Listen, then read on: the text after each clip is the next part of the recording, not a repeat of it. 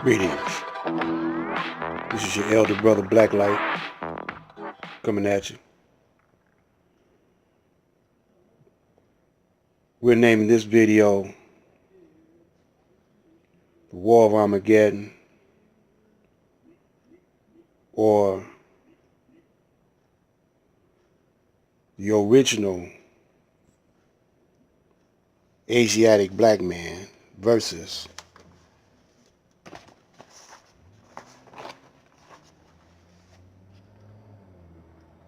the colored man, or the Caucasian white man, or Yakub's grafted devil. Which will win the war of good and evil, or black versus white?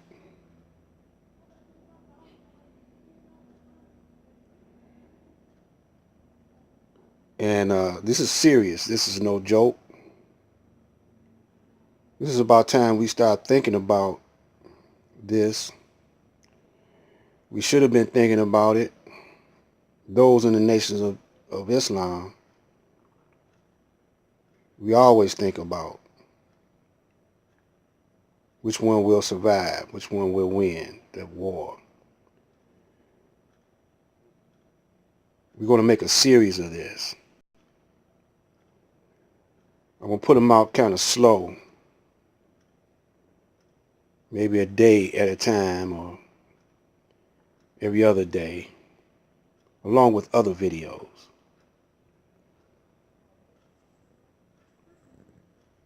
You see, before us we have a strategy board or a chess board. We're going to make the frosted men, the Caucasian, the white man. We're going to make the crystal the black man. The reason why I'm doing it this way, because crystal vibrates different. It's a receptor, a receiver, a conduit.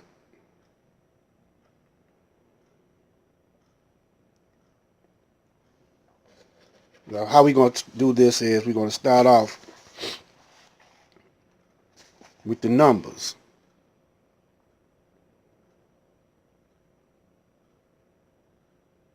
First, let's identify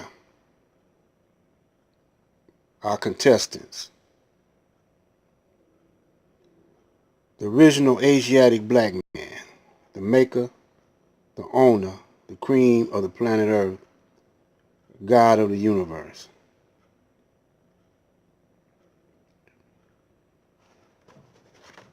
We're going to identify this man right here, these men right here. That's the Asiatic black man. On the other side, we got the colored man. It's the Caucasian white man, or Yakub's grafted devil. This the man, he's the Frosty, the snowman. Mr. Frosty and the Crystal.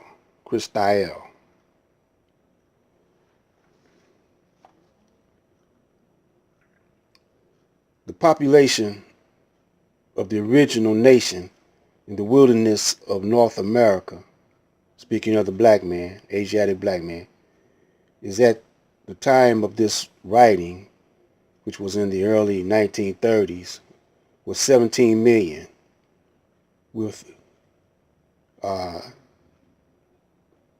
2 million Indians, makes it 19 million.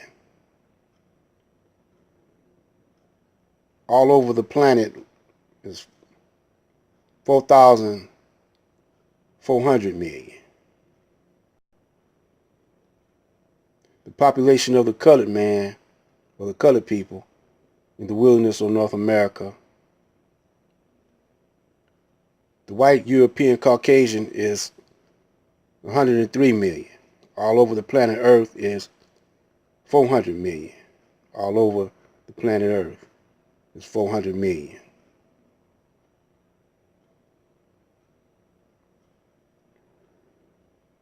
Now we're going to just talk about that right there. In the wilderness of North America, it's 19 million. So we're just going to talk about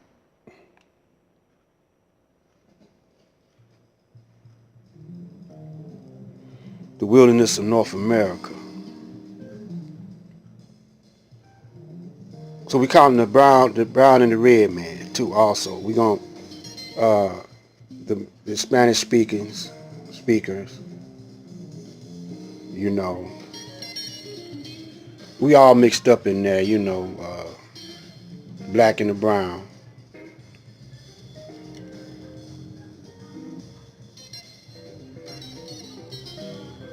Now look, most of y'all haven't encountered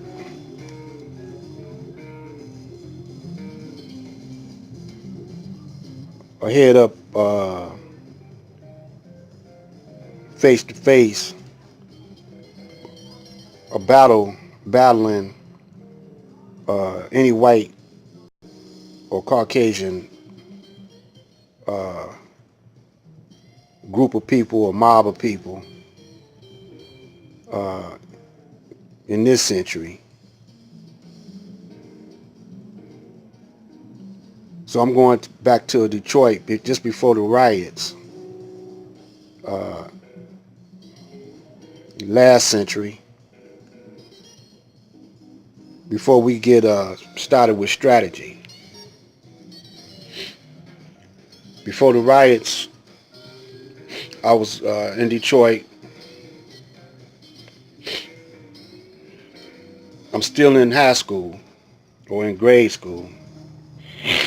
Moved on the west side of Detroit on Wildermere. That's over there in the area of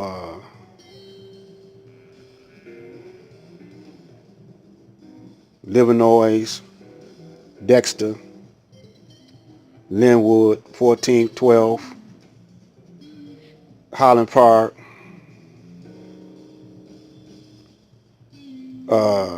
Davison, all over there was my stomping grounds. But the time we moved over there, it wasn't nothing but white people.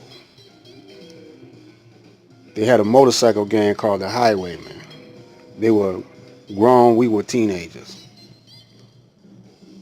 I'm not going to go through all the battles we had with them, but we had some battles with them. And all this led up to the 67 riots. This was part of it. And we ran the white people out of that area. They moved away. Some was left behind. And since they were left behind, they had to walk, you know, softly. They had to walk, you know,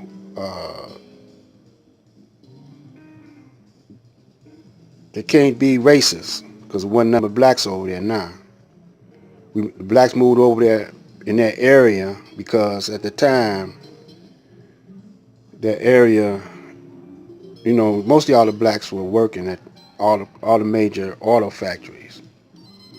They put them in middle class status. And so we moved over there, and they didn't want us going to their school, but we was fighting them. We actually kicked their ass, and the police was in on it because police was hassling us back then like they hassling y'all now while driving while black or walking while black. That's how they was doing us. But we wasn't really going for it.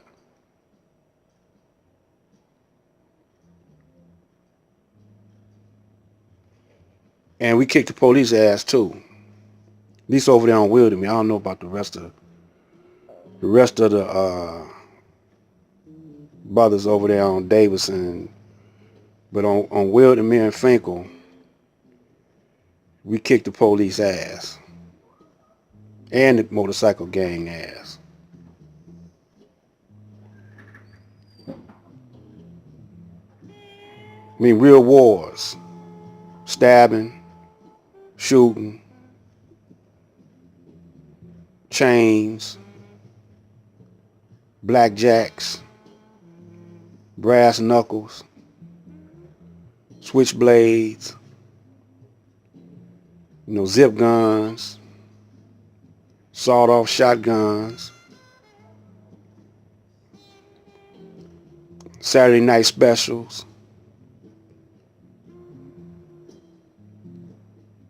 We was getting down before we started turning on each other. Yeah. So I thought I better speak about this before, those boule bourgeois tell you their version. So I'm telling you from the rough side of the mountain how we came up over there on Wildemere and Finkel. That's on the side of the town where you had Golden World,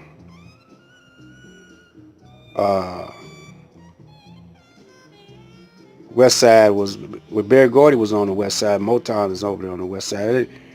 It ain't too far from us. It wasn't that far from us. And David Ruffin stayed on Parkside. Levi and the Four Tops, the lead singer, his family stayed on Fairfield. That's about 2 or 3 streets away from Wildemere, where I lived. Jackie Wilson stayed on Wildemere. He stayed about half a mile down on Wildemere, though. And anyway, this up and coming series is going to be about what had happened right now and nowadays if we had confrontations when the Caucasian want to put you in concentration camps. We're going to see, can you stand this now? So this is Black Light. Keep your ear and your eyes glued to the tube. Black Light out.